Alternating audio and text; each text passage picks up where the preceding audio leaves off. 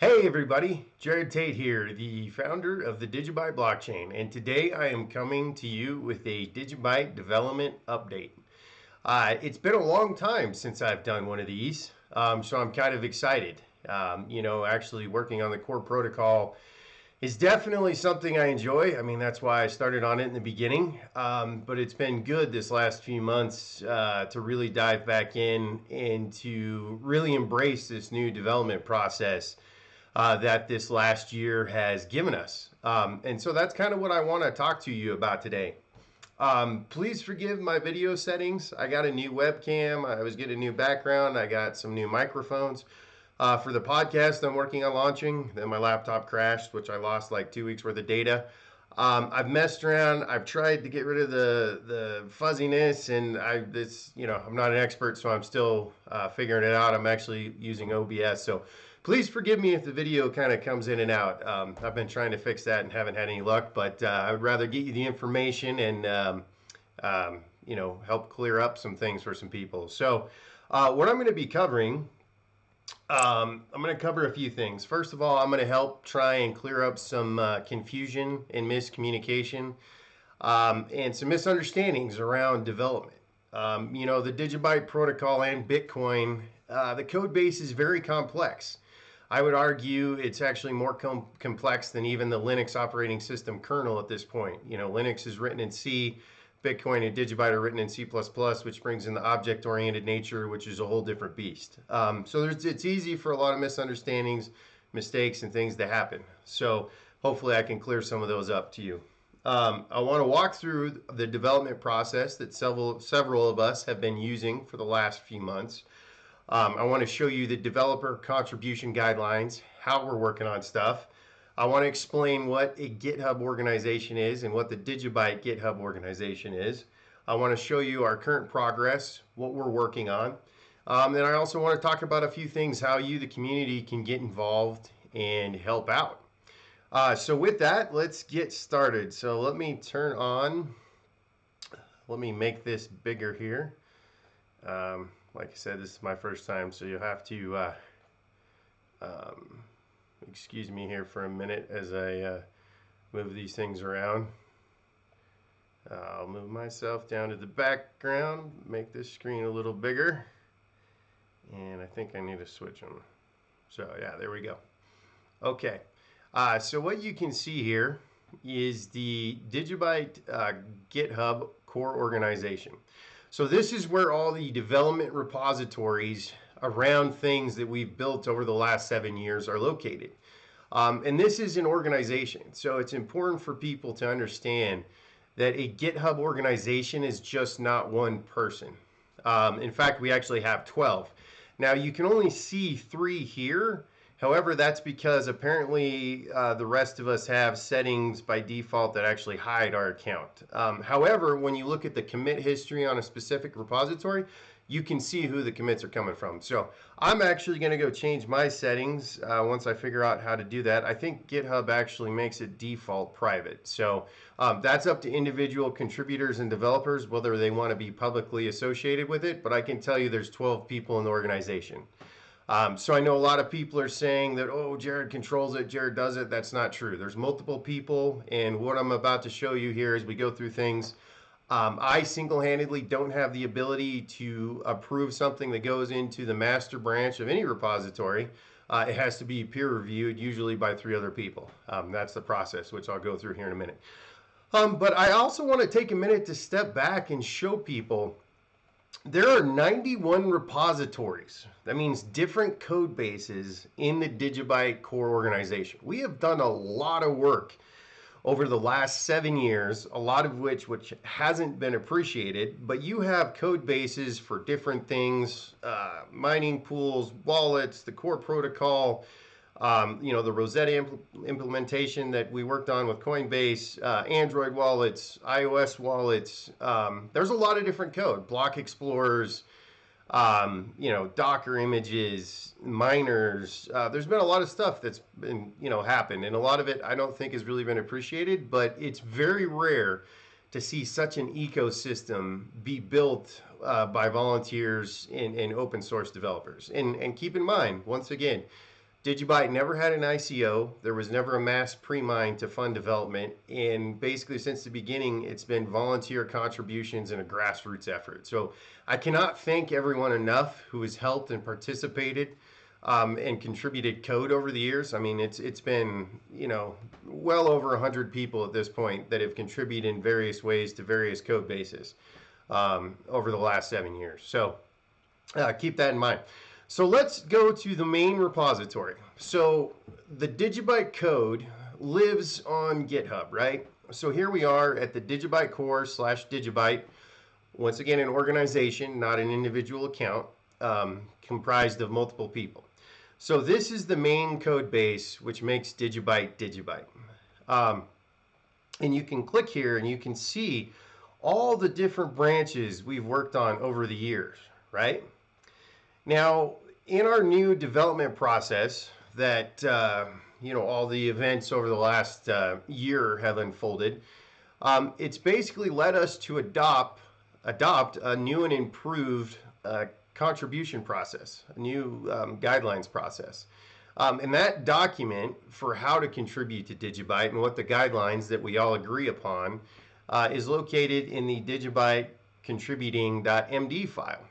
So basically what we've done is adopted something known as the Git flow branching model. So this is a workflow that a lot of professional organizations, businesses, and other open source projects have adopted when it comes to working with GitHub. And so GitHub, a lot of people may not know, uses something called the Git protocol, which is what allows us as developers to manage our commits, which is when we make a code change, to track those changes and to easily understand and collaborate with people from all over the world, which is the great part.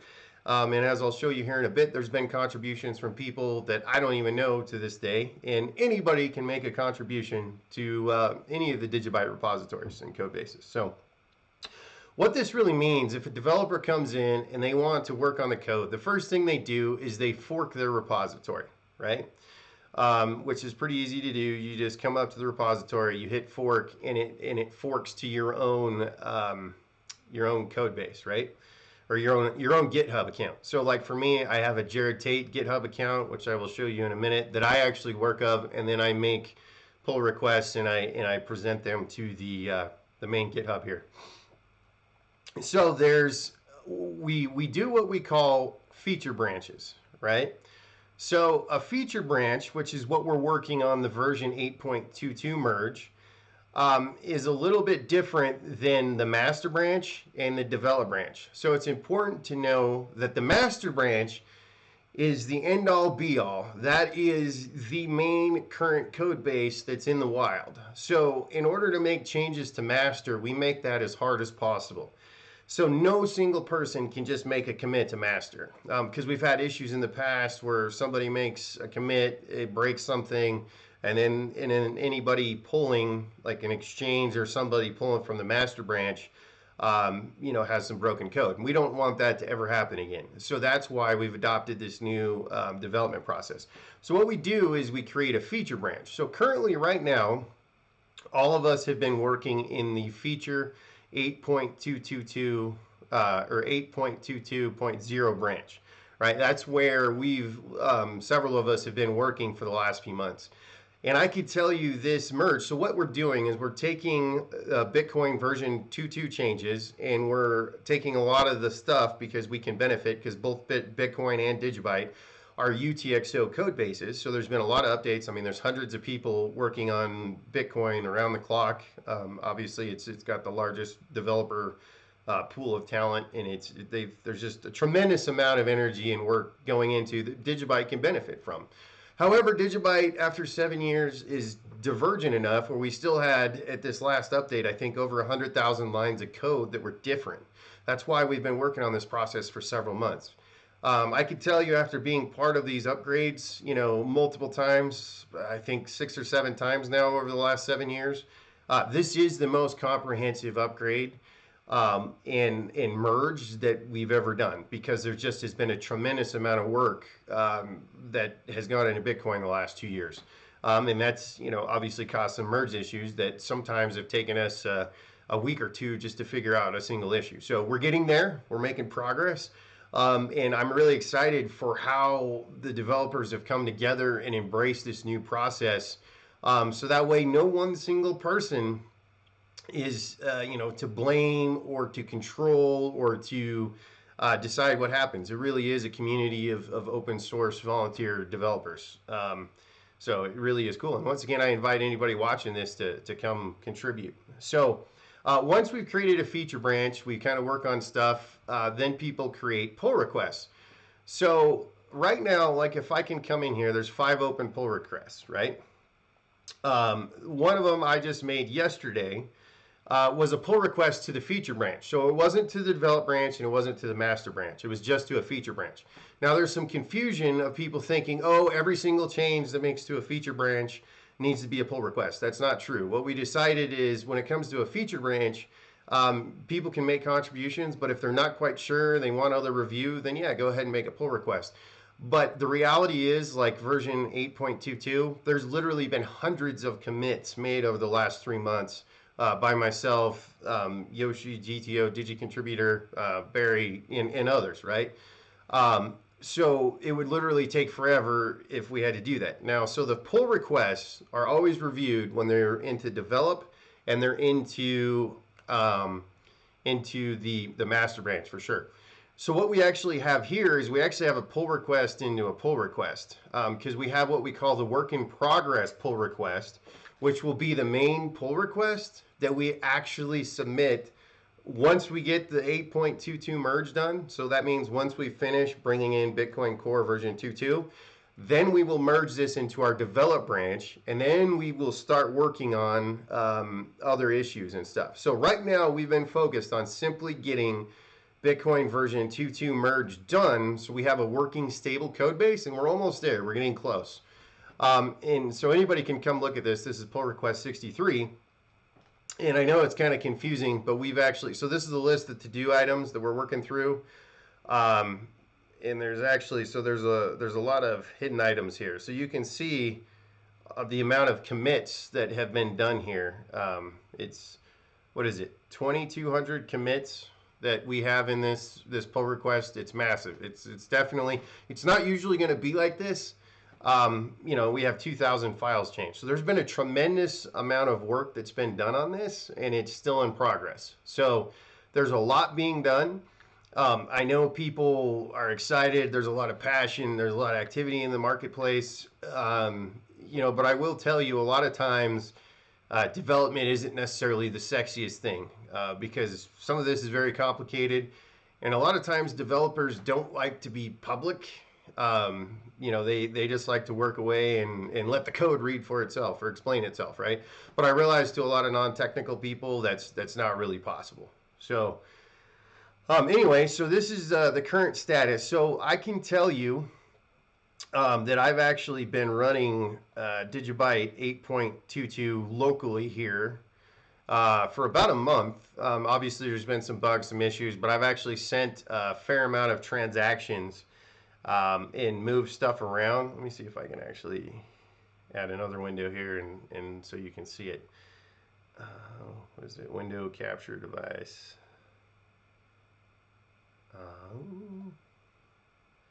Sorry, like you said, this is the first time. Yeah, there we go. Okay. So here we have version 8.22. It's booting up. Like I said, we made a tremendous amount of progress. I think we're probably about 95% there. Currently, we're actually ready to start testing this on a mining pool to get some 8.22 blocks. In fact, I was actually working on that last night. But I think we have some other issues we need to sort through and test. But we are getting close, right? Now, what I say by version 8.22 close, we're getting close to being done with the merge of Bitcoin version 2.2 on top of our most recent version 7.173. And the reason we did that is to make sure everything and every change we have is documented, it's tested, and it's understood by several people. So let me just turn that for a second off and go back here. So it'll take just a minute to boot up. So currently, like I said, if you come in here to this pull request, work in progress, feature 8.22. You can see a list of the to-do items, and I'm not understanding why it's showing a lot of the comments. You know, this is interesting. I didn't actually realize that you can't view some of these other comments. I'm gonna have to look into that. So as you can see here in this particular commit, it's showing 9 participants. So we've had 9 different developers and individuals involved with this version 8.22 upstream merge. So once again, I want to thank everyone that's helped out with this and has contributed and continues to contribute. So anyway, so once we get this done, we're going to merge this into the development branch. And then once in the development branch, then we're going to start working on other issues. So one of those issues for sure we're going to address and test is this issue with the inflation bug. So one of the things to note about this is as we've dove into it, it's actually exposed and the problem's kind of shifted. So it hasn't really been fully defined what exactly the problem is. And we haven't actually gone through and ran it through a full test, which we will. Because what we want to do is we want to go through and we want to simulate the reward and the reward decay all the way from now until the year 2035. So I can 100% assure you and everybody in here, or everybody watching, that we will for sure make sure DigiByte will only have 21 billion DigiBytes by the year 2035. There's absolutely no question about that. There are several enhancements that have gone into this. Like I said, there's over 100,000 lines of code that have changed. A lot of these things, I'm not going to go into detail because they're not very sexy and they're complicated and it's hard to understand. But a few big ones that do stand out are, for instance, Taproot. So, you know, the activation of Taproot on DigiByte will be a part of 8.22, which is actually something the community can help us test out. That's a big advancement, you know, that's going to help out a lot. And there'll be a list published of all the different things that have changed. But like I said, this video is not really going into specific details as much as just kind of showing you the overall process and what everybody's working on right now. You know, we want to make, the biggest thing we want to do is to make sure any release we make is well tested, is thoroughly working, and there's absolutely no issues. Because as DigiByte grows, so does the risk for releasing software that breaks stuff. So we want to make sure that everything is backwards compatible and is good to go. So, you know, from here, I want to talk a little bit about how you can help as the community member. Well, if you don't know, a lot of us are actually, you know, we talk directly on GitHub. So if you're a developer and you want to help out, you know, come to the DigiByte core DigiByte repository, look through the work in progress, which is this one right here, pull request number 63. And, you know, start seeing how you can help. The other thing is we're communicating on Gitter. So get on Gitter and join the discussion. Like I said, we're about to the point where we're going to start testing this with mining to make sure mining works. In fact, after I get done with this and post this, I'm going to work on that for a while. Let me see if I can turn... Oh, still loading here. Yeah, so I would encourage, I'm going to post this on YouTube and on Twitter, so if you have any more questions, I would definitely post those. You know, I want to talk a little bit here about pull requests. So when somebody comes in and initiates a pull request, a lot of times in the past, you know, non-developer people or non-technical people have made pull requests that are just an idea, that aren't complete, or, you know, address a thing, but it's half done. When that happens, you know, it's kind of frustrating because we as developers, first of all, I want to, you know, be clear. Everybody working on DigiByte right now is a volunteer and has other day jobs, right? It would be great if we all could be paid to work full time to work on DigiByte, but that's not the case. We all have to put food on the table. And actually, a lot of us are all working on other use cases and real world products that use DigiByte. However, it's not the DigiByte core protocol. And I would argue while core development is important, it can happen simultaneously by taking all of our developers and focusing them on just on core development. Things like DigiAssets, things like the developer tool suite, and other commercial use cases fall behind. right? Because it's if you take energy and assets from one place and relocate them to another thing, we've only got so much time, energy, and focus. So I think it's important that everybody knows that, because a lot of times, unfortunately, people think we've got this massive development team with millions of dollars in funds, and that's not the case. DigiByte is a truly decentralized, open source, grassroots project that doesn't have a big slush fund. In fact, we've never had one. So it really is amazing what we've had. Which is something, if the community wants to get together to sponsor a developer or help with development funds, that's great. But my personal approach to this over the years has been to try and build a commercial product or a real world use case, and then help some of that to give back and contribute back to development, which there have been a few platforms that help with that. I know Change Angel gives back, but I really wish more of the exchanges and big platforms that are commercial entities would give back to the open source development. That would be really nice, and that's definitely on my bucket list of something I would like to see in the future. And this does happen with Bitcoin. There are many commercial companies that sponsor a Bitcoin developer that they pay full time just to work on the Bitcoin core protocol. That would be fantastic if we could have some groups do that with DigiByte developers. And I think we will get to a point where that'll start happening, especially here over the next year to two. So let me go back here. So what I was wanting to point out here about pull requests.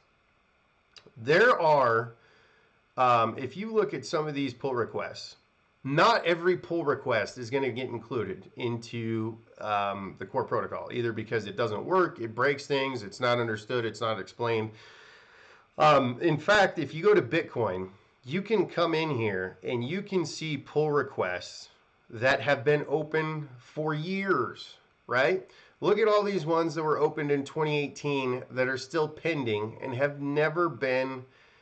Here's one from 2016, right? Drop IO priority to idle when reading blocks. This was open on November 30th, 2016, and it's still open, right? Right now, Bitcoin Core has 416 open of them. Most of them have been open for years. And sometimes some enhancements will take years to thoroughly understand, test, and figure out, because as the market cap grows, as there's more money involved, the risk goes through the roof. So, I really want to encourage anybody who's watching this to kind of put things in perspective. If somebody makes an unfinished, incomplete pull request, you can't expect all the developers to drop everything they're doing and focus their 100% attention on something that's usually has been not complete, right? And I know a lot of people want to help. I know people have ideas. But if you look at these 15,700 pull requests that have been closed against Bitcoin, I would bet well over 50% of them were never included in Bitcoin Core. So that kind of gives people a perspective of where things are at, right? So anyway, let me go back and show you 8.22 here. Oops, why is it not showing? It's actually open now. You know what? It opened a different screen. That's interesting. Well, let me... Yeah, okay. So here is the current test version of 8.22. Now what's fascinating here is you see this little thing up in the right-hand corner where it says wallet. You actually have the ability to open multiple wallets now. See, as I have 3 test wallets in here, you actually have the ability to, I was sending some test transactions, to switch between multiple wallets now in the core wallet. And as you can see here, it's defaulting to dark mode, which I have on my MacBook here. So anyway, just to show you, like I sent that transaction on August 1st. I think that was the first transaction I sent from this wallet. So we are making progress. We are getting close to a release. However, it could still be a few more weeks, maybe even a couple more months. I'm not going to give everybody a timeline. Because one of the things is when you're working with multiple people, multiple collaborators, one of the things we've all agreed to is we need at least 3 different people to review a pull request that is merged into the develop branch or the master branch, right? However, sometimes we're still reviewing each other's pull requests in feature branches just because, especially with this 8.22 merge, there's just so much going on. It's great to have those other eyeballs on there. So, like I said, just to summarize, this has been the most or the biggest and largest upgrade of a merge from Bitcoin into DigiByte that we've ever done, right? I mean, there's thousands of commits involved, 100,000 lines of code that have changed, and we're just focusing on that. And then once we get that done, which we're getting close, I still think we're 95% there. We need to test mining, we need to test the taproot activation, and we need to make sure Dandelion and everything's functioning, which we should be able to wrap up, I'm hoping, here in the next couple of weeks. Then we'll merge that peer reviewed, and there's going to be 6 or 7 of us that peer review, and we make sure all the tests are passing, all the unit tests. Then we're going to merge that into develop, and then we're going to start working on other things like a potential algo swap. And like I say, by potential, none of that's set in stone. I'm not going to make the decision on that. It needs to be data driven and community driven. As well as thoroughly testing any supply questions or potential bugs that are there. We need to thoroughly sand that out. And then also some other performance enhancements. So progress is being made. This new process has made, I believe, DigiByte in a much stronger position than it's ever been before. Because there is no single point of failure when it comes to somebody making a code commit that ends up needing to be reverts or causes issues down the road. And I know this because I've done that in the past, and I have not intentionally, but inadvertently, some of my code over the last 7 years has caused bugs down the road. So I'm the first one to tell you that this new process of reviewing, double reviewing, it's slower, it takes more time.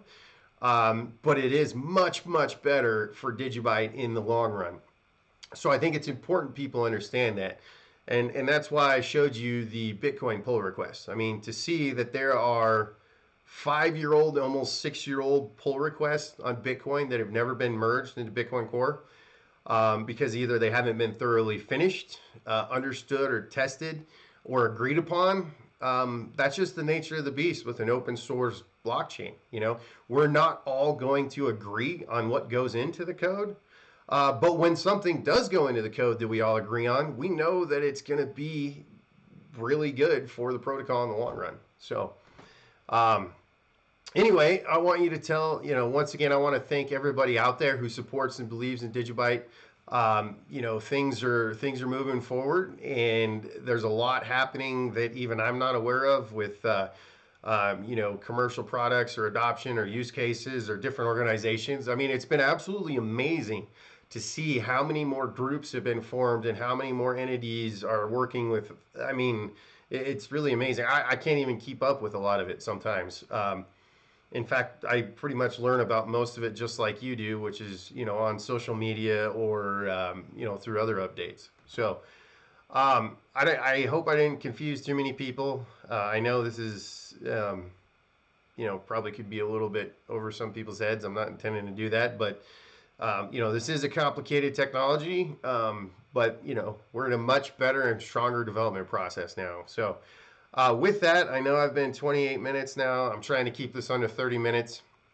I would encourage everybody to go take a look at GitHub, kind of click around. One of the things that is really easy to see, oops, I got to go back to DigiByte here, is if you can look at the pull request.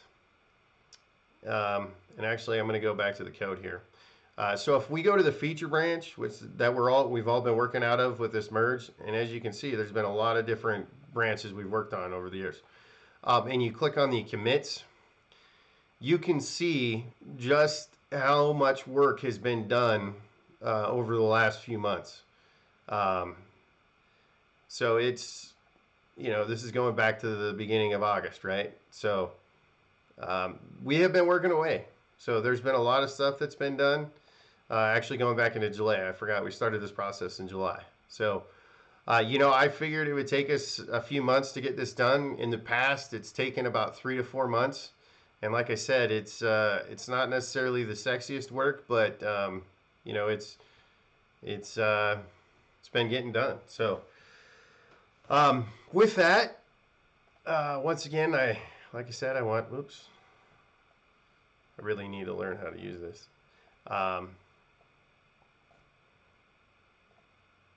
There's got to be an easier way to do this, so I'm sure somebody will tell me here. But, oh, I gotta click the window. Oops. There we go.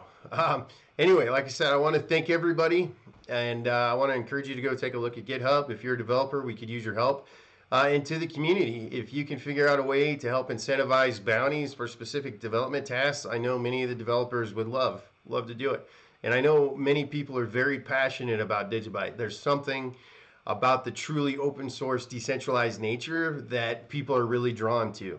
So yeah, with that, thanks everybody, and stay tuned for more updates, and come help us out. Cheers.